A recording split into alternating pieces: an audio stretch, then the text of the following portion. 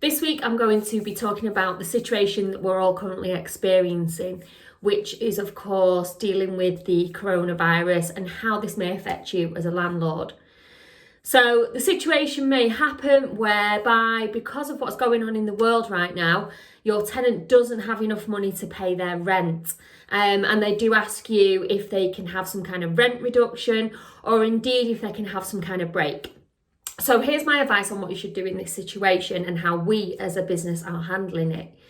First of all, we're asking the tenant to provide proof of their current earnings, so we can establish exactly what it is that they can afford at this current moment in time.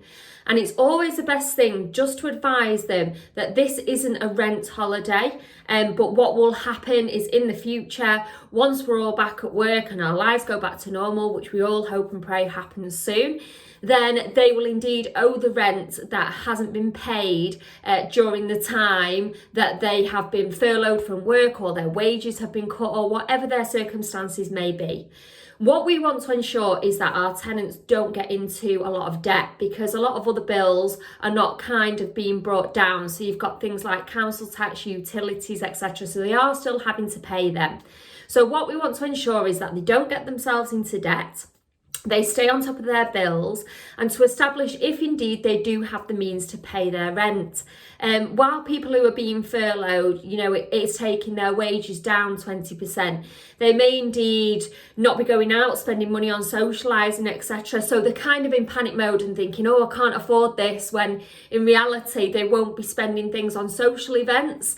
So you want to keep them on track. Of course, as a landlord, it's entirely your decision. You may decide to give them a rent holiday, and you may be happy with that and happy for them to kind of go ahead and not pay the rent for a period of time. But for us, we're establishing what their current income circumstances are, and then putting a payment plan in place that will make sure that they pay what they can afford over this time. And then once that has ended, we then will be able to collect the rest of the rent that they may have missed. So it's all about being understanding, very much all about communication, and making sure that they understand from both sides, because as a landlord, of course, you may still have a mortgage to pay and your own bills. But do think about, if you are a landlord, that a lot of banks are giving a 3-month mortgage relief. So then that's going to be added on to the end of your mortgage. Again, it isn't a payment holiday as such, so you're not having to make the payments. You will have to make them up. They'll just extend your mortgage period by a further 3 months. So if you do need that, you can contact ourselves, or you can indeed speak to your bank and see what their situation is on that. But just try and communicate with your tenants. Obviously be really sensitive. It's a hard time for us all, and work the way through it with them.